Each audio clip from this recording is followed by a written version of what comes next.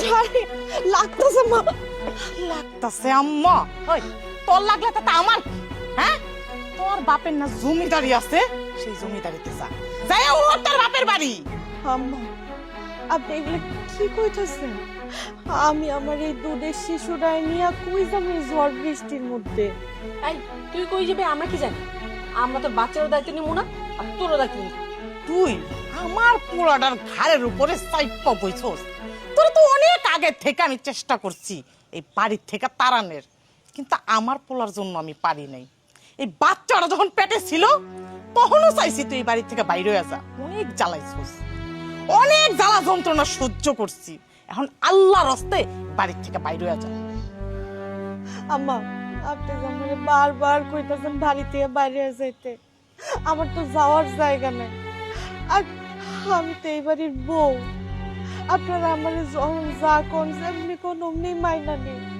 আমি পথে থাকা অবস্থায়ও আপনার সংসারের সব কাজ করছে, আমি তো কাজ না করে একবেলা ভাত খাই না। তারপরও আপনারা আমার বাড়িতে বাই করে দিতে চাইতেছেন কেন? আম্মা আপনি তো অন্তত আমার দুধের শিশুটার কথা চিন্তা করবেন, ও তো আপনি কই বংশধর। আমার তো যাওয়ার জায়গা নেই আম্মা। কেন তোর যাওয়ার জায়গা নাই কইছে কেডা? তোর বাপের না বিশাল জমিদারি আছে, ভ্যান গাড়ির মালিক, সেই মালিকের বাড়িতে যাবি। তোর বাপের তো কোটি কোটি টাকা, সেই টাকা পয়সা সারা জীবন বয়া বয়া খাবি। আর কি কইলি আমার নাতি, আমার নাতি যদি হইতো আমার বাড়িতেই রাখা দিতাম, তোর এই বাড়ি থেকে আর ওর এই বাড়ি থেকে তাড়াইতাম না। আপনি কি কইতেছেন? আপনার নাতি না তো কার নাতি এটা? আর আপনারা তো জানেন মায়ের আদর কি জিনিস আমি কোনোদিন পাই নাই। আমার বাবা অনেক অসুস্থ, বিছনায় পড়ে আছে।